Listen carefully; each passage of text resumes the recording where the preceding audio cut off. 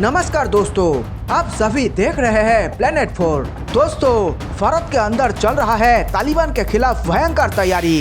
काबुल पर तालिबान के कब्जे के बाद भारत अफगानिस्तान संकट को लेकर चुपचाप नहीं बैठा है, वे पर्दे के पीछे से कर रहा है अपना काम। जी हाँ दोस्तों, भारत के मोदी सरकार की आतंकवाद के खिलाफ एकदम साफ रुख। देश में हमले करे उससे पहले उनके ठिकानों को ही तबाह कर दो। दोस्तों, भारत पहले भी साफ कर दिया है कि तालिबान जिस तरह से आतंक और मासूम बच्चों, महिलाएं और लोगों को मारकर अफगानिस्तान के सत्ता हथियाया, उससे उनको भारत कभी भी मान्यता नहीं देगा।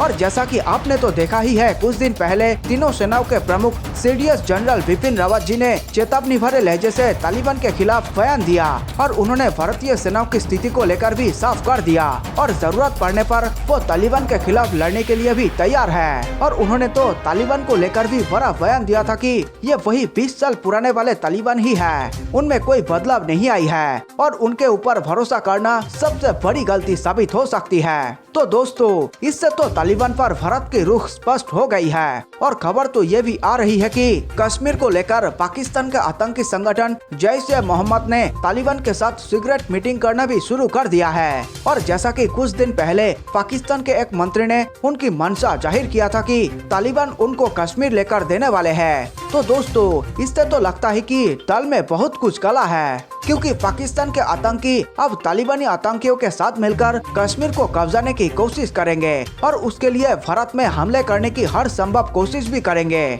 तो ऐसे में दोस्तों, मैं आपको बता दूं कि पाकिस्तान और तालिबान की ख्वाब अधूरा ही रह जाएगा, क्योंकि ये जो आतंकवादी होते हैं ना, इनके दिमाग में सिर्फ हमला करना ही आता है और भारत खुद को डिफेंस भी करता है और आतंकियों को मिटाना भी जानता है। और अभी तो भारत के पास सबसे बड़ा डिफेंस मास्टर है अजीत डोभाल जी। जी हाँ दोस्तों, जब से तालिबान अफगानिस्तान पर विराजमान हुआ है, तब से वे अपना काम भी शुरू कर दिया है और दिन रात वे सतर्क है खुफिया जानकारी जुटाने में, ताकि आतंकियों की स्थिति के बारे में पता चल सके और उनके हमले करने से पहले ही उन पर एयर स्ट्राइक या सर्जिकल स्ट्राइक करके उन्हें वहीं पर ठोक दिया जाए। तो दोस्तों, जिस देश के पास नरेंद्र मोदी जैसे प्रधानमंत्री, अजीत डोभाल जैसे खुफिया एजेंट और भारतीय सेना जैसे वीर जवान हो, तब तो आतंकवाद भी भारत पर हमला करने से पहले 100 बार सोचेगा।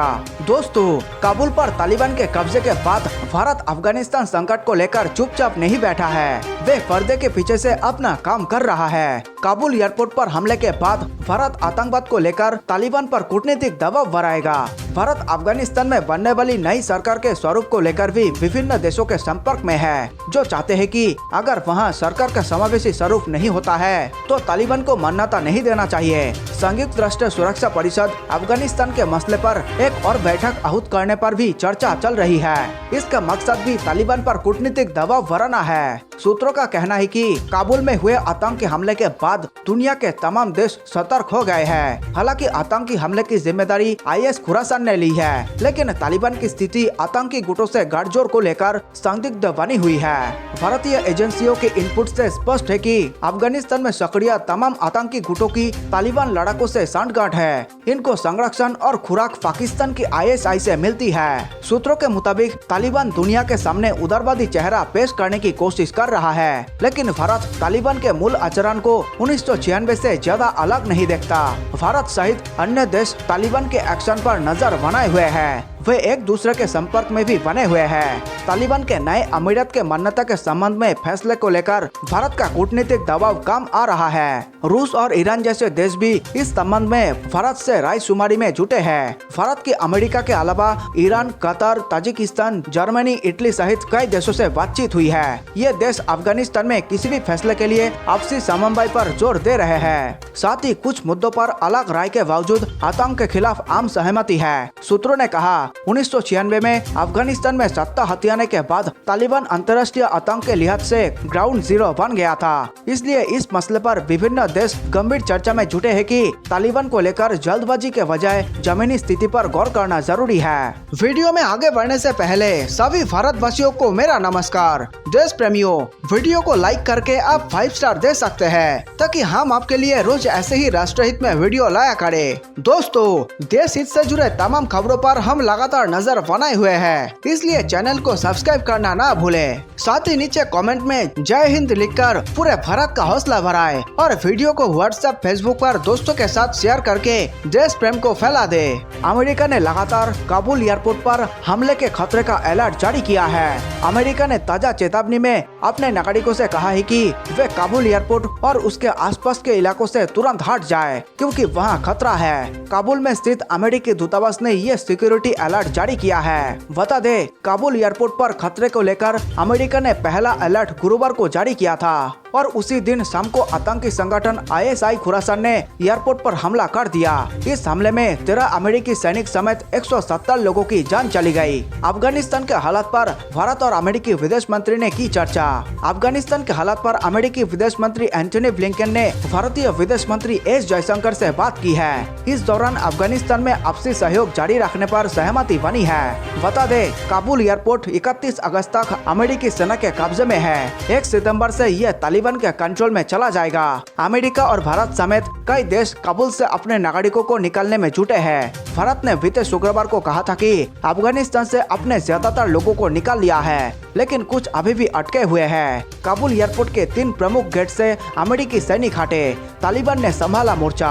अमेरिकी सैनिकों ने काबुल हवाई अड्डे के 3 गेट और कुछ अन्य हिस्सों को शनिवार को खाली कर दिया।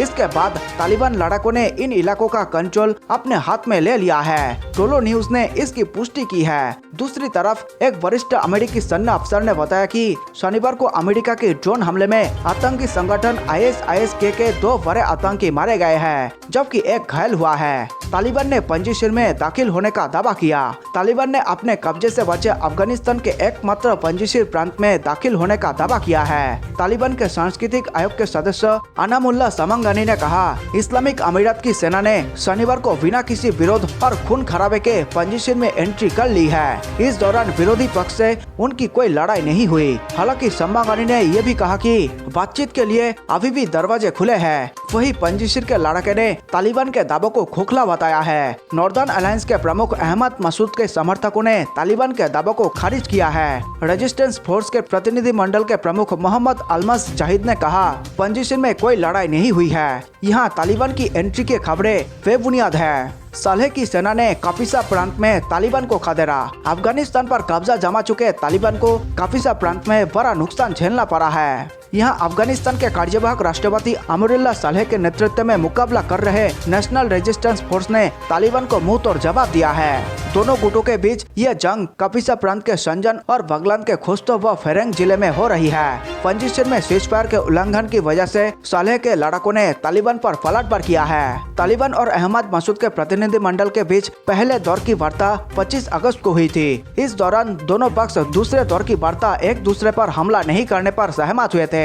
उस वक्त रेजिस्टेंस फोर्स के मोहम्मद अलसम जाहिर ने कहा था कि दूसरे दौर की वार्ता 2 दिनों में होगी। उन्होंने बातचीत विफल होने पर तालिबान को नतीजे भुगतने की चेतावनी भी दी थी। देशवासियों, वीडियो अंत तक देखने के लिए आप सबका बहुत बहुत धन्यवाद। मेरे देश प्रेमियों, नीचे कमेंट में जय हिंद लिखकर आप हमारे वीडियो को 5 स्टार दे सकते हैं ताकि हम आपके लिए ऐसे ही देशभक्ति वीडियो लाया करें। जल्द मिलते हैं एक और जानकारी पूर्ण वीडियो के साथ। नमस्कार, धन्यवाद।